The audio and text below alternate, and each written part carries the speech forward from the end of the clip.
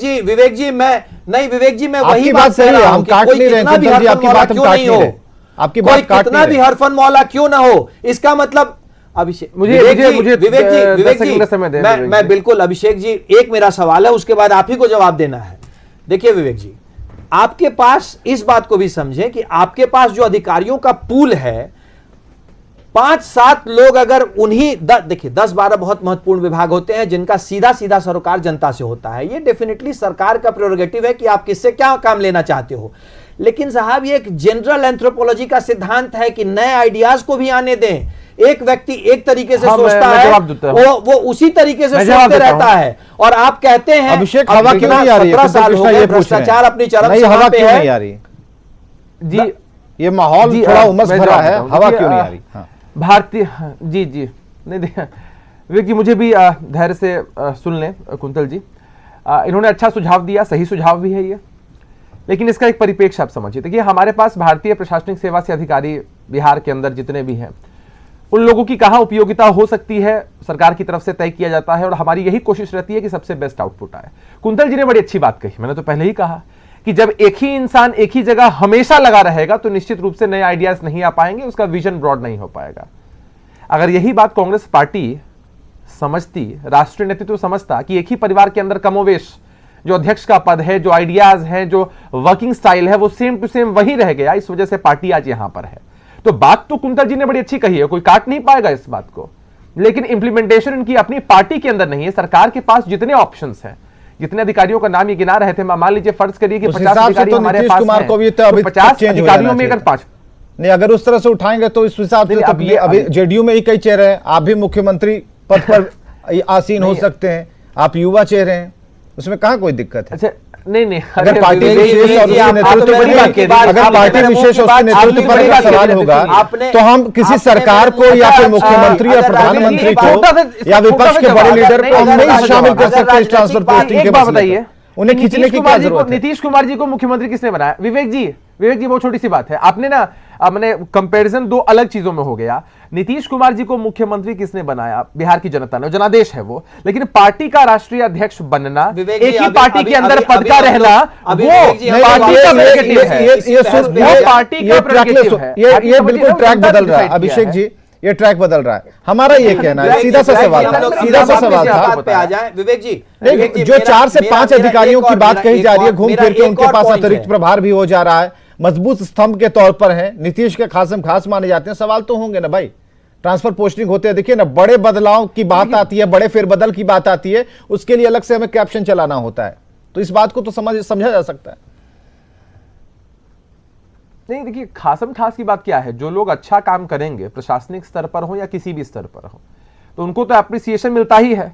अभी आप देखिए कि कोविड का जब दौर था, आपने ये एप्रिसिएशन क्या होगा कि वो पटना में ही रहेंगे, स्वास्थ्य विभाग का सरकार के साथ सटे रहेंगे, या उन जगहों पर नहीं जाएंगे जहां उनकी जरूरत है?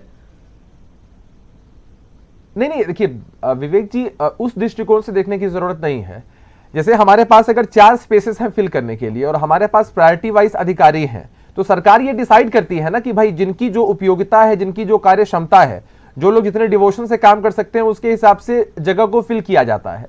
वो सरकार पूरा एनालाइज करती है। जैसे एक छोटी डिबेट में या एक छोटे डिस्कशन में शायद हम लोग एक डिपार्टमेंट को भी ठीक से नहीं समझ पाएंगे कि एक डिपार्टमेंट की कार्यप्रणाली क्या है, ठीक है, लेकिन उस बदलाव में छुपे हुए कार्यप्रणाली की जो गुंजाइश है उसे तो समझ सकते हैं, कार्य पद्धति को तो समझ सकते हैं। ये समझ सकते हैं कि अगर कोई अधिकारी सासाराम भेज दिया गया, अगर कोई आदमी, सुनिए, कोई अगर कैमूर भेज दिया गया, औरंगाबाद भेज दिया गया, तो जब तक वो समझेगा तब तक तो ट्रांसफर हो जाएगी। और इससे पहले कब ट्रांसफर हुए हैं, बड़े फेरबदल कब हुए हैं, अधिकारियों के कब तबादले हुए हैं, ये भी सबकी नजरों में है। कुंतल कृष्णा जी अपनी बात कर सकते हैं आप। अब विवेक जी एक छोटा सा मेरा सवाल है। मैं मानता हूं कि आपके हिसाब से आपके वो अधिकारी जो 4-5 जो चेहरों की आप बात कर रहे हैं, मैं नाम व्यक्तिगत तौर पे मैं किसी का नाम नहीं लेना चाहूंगा, पर अभिषेक जी जिन चेहरों की बात कर रहे हैं, अगर वो अधिकारी इतना अच्छा परफॉर्म कर रहे हैं, नीतीश जी के सपनों का बिहार बना रहे हैं, तो नीति आयोग की हर रैंकिंग में, हर क्षेत्र में बिहार सबसे निचले पायदान पे क्यों है? मैं एक छोटा सा सवाल सिर्फ ये पूछ रहा हूं, अब इसका जवाब मेरे सत्ता पक्ष में बैठे हुए लोग मुझे दें। धनंजय गिरी के पास चलते हैं। धनंजय गिरी जी, ये सवाल आया है, ये सवाल कांग्रेस के कुंतल कृष्णा जी की तरफ से। हाँ, देखिए, ऐसा है कि नीतीश कुमार जी के नेतृत्व में बीजेपी जेडीयू सरकार की जो प्राथमिकता है वो है प्रदेश का सांगोपांग विकास। और सांगोपांग विकास करने के दौरान जो सरकार की नीति है, नीतियां हैं, उसको आम आदमी तक पहुंचाने का जो आपको माध्यम है वो है ब्यूरोक्रेसी। और ब्यूरोक्रेसी की जो आप बात करें स्थानांतरण की, वो एक तरह से चाक चौबंद करने का ही प्रयास होता है। अधिकारियों को आप स्थानांतरित करके चाक चौबंद करने का प्रयास करते हैं। दूसरा है कि सर्टेन लोगों को ही सर्टेन विभाग क्यों दिए जा रहे हैं। तो सरकार जो है वो प्रयोगशाला नहीं बना सकती है। जनता को प्रयोगशाला में नहीं डाला जा सकता है कि नए नए अधिकारियों को प्रयोग किया जाए। तो उसके बहुत से तरीके हैं। जब सरकार अब नए अधिकारी चुन के आते हैं तो शुरुआत में अलग अलग पदों पर काम करते हैं। उन कार्यों से उनकी एफिशिएंसी निकल के आती है, क्योंकि कोई भी सेक्रेटरी, प्रिंसिपल सेक्रेटरी और कैबिनेट सेक्रेटरी, चीफ सेक्रेटरी बनने तक उसके बहुत एक लंबा कार्यकाल का अनुभव होता है। उन लंबे कार्यकाल में सरकार ये जज कर लेती है कि कौन कितना योग्य है, और उस योग्यता के बेसिस पर सरकार उन पर निर्णय करती है। अब ये जनता को प्रयोगशाला में नहीं डाला जा सकता है कि इन अधिकारी को भी वहां लाके ट्राई किया जाए, क्योंकि उनका प्रयोग तो ऑलरेडी बहुत पहले से होते रहता है, और उनका जो ओवरऑल परफॉर्मेंस रहा होता है उसी बेसिस पर सरकार तय करती है कि हम किन लोगों को के हाथों में कौन सा विभाग दे सकते हैं, और समाज के आम आदमी तक हमारी जो योजनाएं पहुंचनी है, जो परियोजनाएं पहुंचनी है, उनको हम किन सुरक्षित हाथों में दे सकते हैं। इसीलिए ब्यूरोक्रेटिक सिस्टम ऐसा बना हुआ है कि आप जिलाधिकारी होते हैं, जिलाधिकारी के बाद ज्वाइंट सेक्रेटरी होते हैं, ज्वाइंट सवाल वही है कुंतल कृष्णा के पास। पूरा जो धनंजय गिरि जी को और कुंतल कृष्णा जी को जरा स्क्रीन पर ले आइए। विवेक जी देखिए, फैक्चुअली मेरे दोस्त बात को नहीं समझे। मेरा सवाल दूसरा था। मैंने ये देखिए, सर्टेन लोगों को सर्टेन जगह पे देना मेरा सवाल नहीं है। मेरा सवाल ये है कि सर्टेन लोग ही हर जगह घूम फिर के नजर आते हैं, और अगर उन सर्टेन लोगों की एफिशिएंसी इतनी ज्यादा है तो नीति आयोग की हर रैंकिंग में बिहार हर क्षेत्र में लगभग निचले पायदान पे क्यों है? उन सर्टेन लोगों को ही हर जगह जब, और उनकी इतनी एफिशिएंसी और प्रोफिशिएंसी को आपने जब तय कर लिया है 15 साल में एक्सपेरिमेंट करके कि ये 100% एफिशिएंट लोग हैं, ये ऑलमोस्ट परफेक्ट हैं, तो उनका परफेक्शन बिहार में रिजल्ट्स के रूप में क्यों नहीं दिखता है? नीति आयोग का एक पॉइंटर मुझे आप बता दें जिसमें बिहार टॉप 5 में है, लेकिन मैं आपको 40 पॉइंटर बता दूंगा जिसमें बिहार लास्ट 5 में है। अब सुन लीजिए, पिछले 15 साल से है। हाँ, सुनिए। देखिए, किसी भी चीज की गणना शुरू ये होती है कि उसके स्टार्टिंग पॉइंट कहां होता है, कहां से वो शुरू करता है, तब उसकी फिनिशिंग लाइन तय होती है।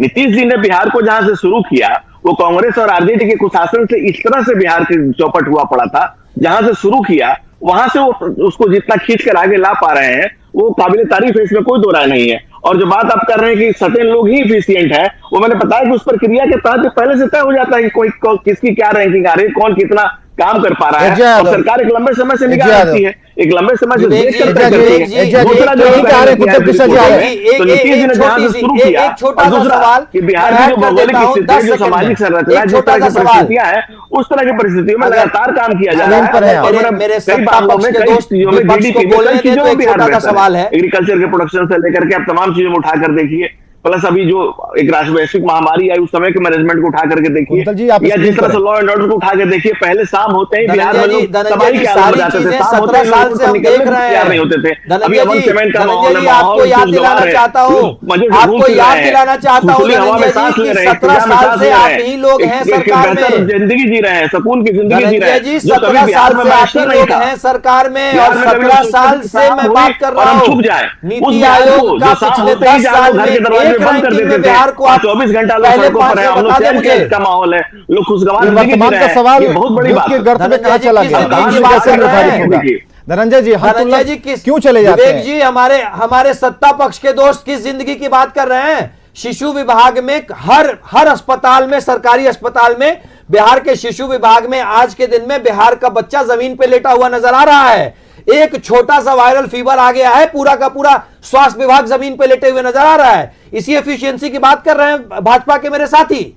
अगर इनको बिहार की पहचान नहीं है तो मैं आपसे निवेदन करता हूं कि आप आकर के बिहार के 5 सबसे बड़े मेडिकल कॉलेजेस में जाकर के शिशु विभाग को जाके देखें, पेडियाट्रिक वार्ड को जाके देखें, और देखें कि किस तरीके से जमीन पे बच्चों को लिटा करके किया जा रहा है इलाज। कितने लोग जाते थे प्राथमिक स्वास्थ्य केंद्र में? पहले कितने लोग प्राथमिक स्वास्थ्य केंद्र जाते थे? 17 साल हो गए। 10